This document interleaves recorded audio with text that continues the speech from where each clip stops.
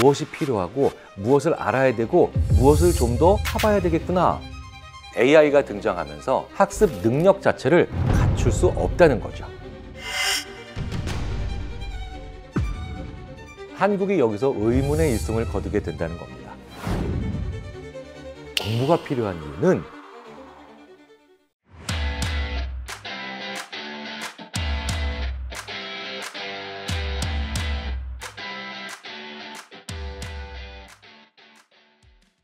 여러분, 혹시 호머 100라는 단어를 들어보셨나요? 100세를 넘겨 장수하는 것이 보편화된 시대의 인간을 지칭하는 단어인데요. 인간의 최대 수명이 심지어 140세까지 늘어나고 있다라는 이야기를 계속 듣고 있는 지금의 시대에서 공부해야 하는 이유 중에 가장 중요한 것은 단순히 지식을 쌓기 위해서가 아니라 끊임없이 학습을 해야만 하는 시대에 우리가 살고 또 앞으로 살아가야 하기 때문입니다. 인간 외에도 생각할 수 있는 존재인 인공지능, 즉 AI가 등장하면서 인간은 더욱 위기감을 크게 느끼기 시작했죠. 실제로 인간 일자리가 AI로 대체되는 경우도 많아지고 있고요. 이로 인해서 주변에서 불안감을 토로하는 경우도 많이 볼 수가 있습니다. 정보나 웬만한 지식은 AI 혹은 컴퓨터가 다 알고 있지만 현존하는 AI는 할 수 없는 영역도 분명 존재합니다.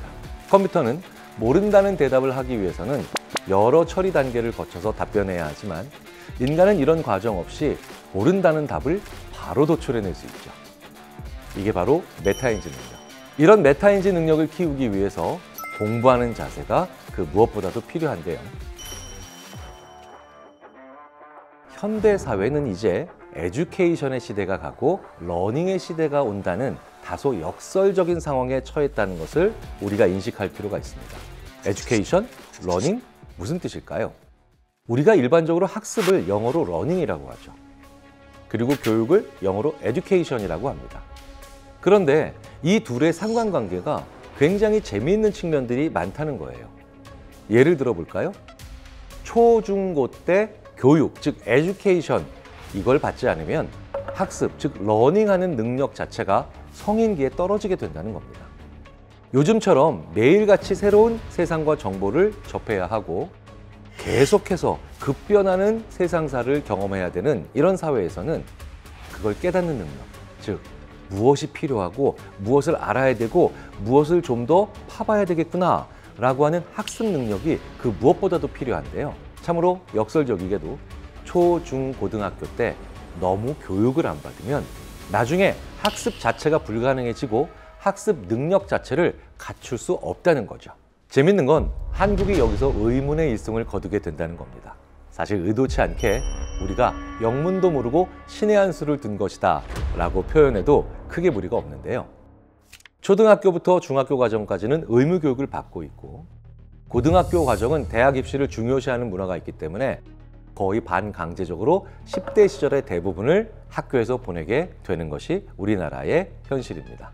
그런데 그 과정에서 싫든 좋든 간에 어쨌든 계속해서 교육을 받으며 학습의 능력을 가지게 된다는 거죠.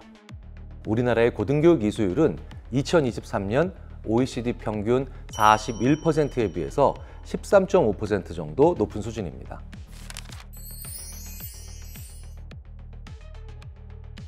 즉, 공부를 하든지 놀든지 어쨌든 학교에서 시간을 보낸다는 거예요. 그런데 이렇게 학교에서 시간을 보내다 보면 무언가 보고 듣는 게 생기고요. 그리고 말하고 서로 질문하고 대답하게 됩니다. 어찌 보면 그렇게까지는 생산적이라고 볼 수 없는 이 과정이 결과적으로는 우리가 언제든 마음만 먹으면 누구나 공부할 수 있는 뇌로 그 과정에서 이미 준비가 되어 있었던 겁니다. 우리의 뇌는 기본적으로 무언가를 알게 되면 그 알게 되는 것에 대해서 소위 말해서 매력을 느끼게 되거든요. 내가 이런 걸 모르고 있었는데 어이구야 알아가네? 이런 느낌을 한번 받게 되면 또 다른 새로운 현상을 마주했을 때 이미 알아가는 행위에 대해서 매력을 느꼈기 때문에 그때도 내가 이걸 알아가야 되겠구나 생각을 하게 된다는 거예요. 그러다 보니 한국인들은요 평생 새로 배우기가 된다는 특징을 가지고 있는데요. 예를 들어서 경력이 단절되었던 50대 중반인 전업주부들이 새롭게 공부를 시작해서 자격증을 딴다거나 새로운 분야에 도전해서 재취업에 성공한다거나 하는 경우를 꽤 자주 볼 수 있죠.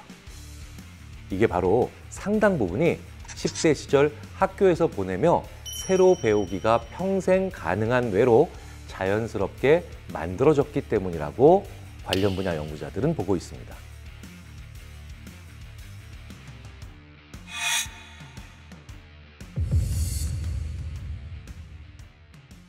가까운 나라 중국의 예를 한번 들어볼까요? 중국은요, 2024년 기준 1인당 소득이 12,969달러 수준으로 세계적으로는 63위를 기록했습니다. 세계 경제 순위에서는 1, 2위를 다투는 중국임에도 왜 1인 소득은 저렇게 낮을까요? 2015년 국가인구조사 데이터를 보면요, 중국의 노동인구 중 단 12.5%만이 대학 교육을 받았고 고등학교 교육 이상의 교육을 받은 건 30% 정도에 불과하다는 겁니다. 즉, 중국인들 중에 고등학교에 진학하는 인구 자체가 매우 적다는 거예요. 문화 대혁명 속에서 교육받지 못한 잃어버린 세대가 출현한 와중에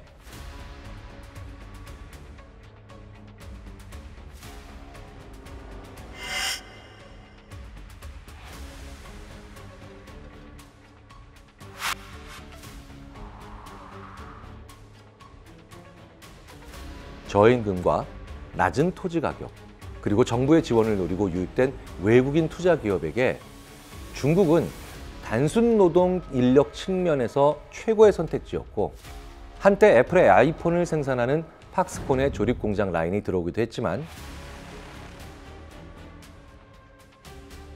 임금이 오르면서 단순 노동력을 원하는 수요층이 베트남, 인도 등으로 이동하게 됩니다. 그래서 이제 중국은 단순 노동이 아닌 더 고차원의 일을 수행해야 하고, 그리고 이를 위해 배워야 하는 시점에 도달했는데, 생애 초반기에 교육이 동반되지 않은 중국의 노동자들은 이를 수행하기가 쉽지 않은 상황이라는 거죠.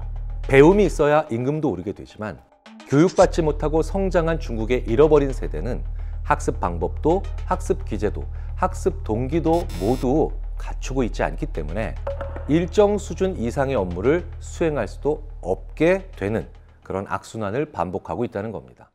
그래서 나라의 경제 규모에 비해 국민 1인 소득은 매우 낮은 그런 상황이 발생하게 된다는 거죠. 그러니까 공부가 필요한 이유는 의외로 다양하고 많다는 거죠. 소위 말하는 국영수든 사회과학 탐구든 시험을 과목이기 때문에 공부해야 한다, 뭐 그런 이유도 있겠지만, 더 중요한 것은 사회에 나가서 나이를 먹어가면서 언제든 내가 공부가 하고 싶어졌을 때, 혹은 공부가 필요해졌을 때 그 공부를 시작할 수 있도록 죽는 날까지 공부하는 사회 속에서 우리의 뇌가 학습이 가능한 상태로 만들어두기 위해서다. 이게 더 중요한 교육의 의미가 되겠습니다.